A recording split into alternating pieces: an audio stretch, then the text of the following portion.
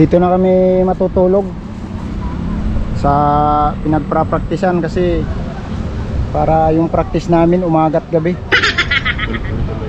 Tuloy-tuloy para talagang magaling na magaling talaga kami kasi kailangan namin mag-ensayo ng masinsinan. Ika nga. Mayroon din kami ditong bigas na baon.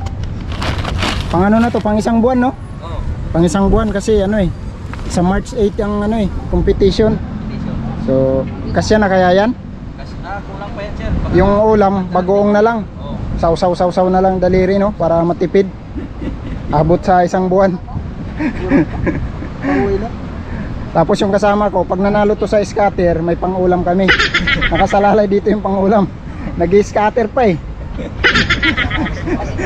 Oh, shoutout na. Gabi ka.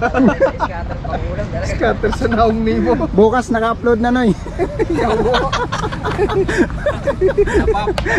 Promote mo muna yung scatter mo, boy. Noy, Comment section ang link. nasa comment section yung Nasa link. comment section ang link. Link to Shopee. Hindi, ito bali to pang donate to sa OIC namin na nasunugan sa Quezon City nung Lunes. So limas kasi lahat so may mga ambagan na cash sa ngayon kasi kasalukuyan nasa sila, evacuation area. Siguro mga 2 linggo daw sila, kaya yung ibang detachment meron din mga damit-damit, unan, mga donation, tapos may bigas. Yan. Para sa donation dun sa nasunugan na OIC namin dati. Tayo, nasa evacuation tayo. Kita nyo yung pormahan. So kakatapos lang namin mag-practice ng yung busted hose. Ngayon naman yung practice naman dito sa rescue in relay. Yan.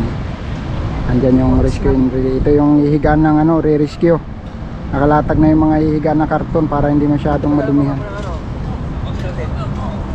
Ayan yung kalaban natin na nagpra-practice sa kabila. Busted hose. Laderman.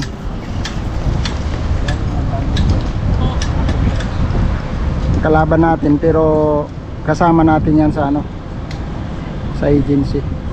Ibang team sila, ibang site. Busted daw.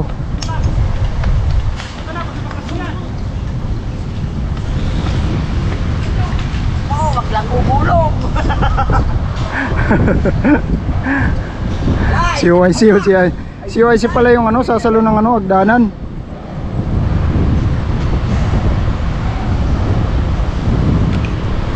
Yan.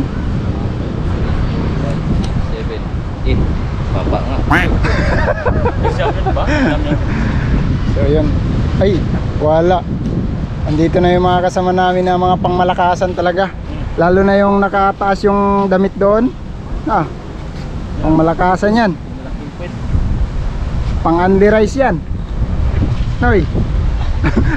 Huminga ka. Hindi, yung bigas. Hindi ka humihinga eh. Hindi, yung bigas natin.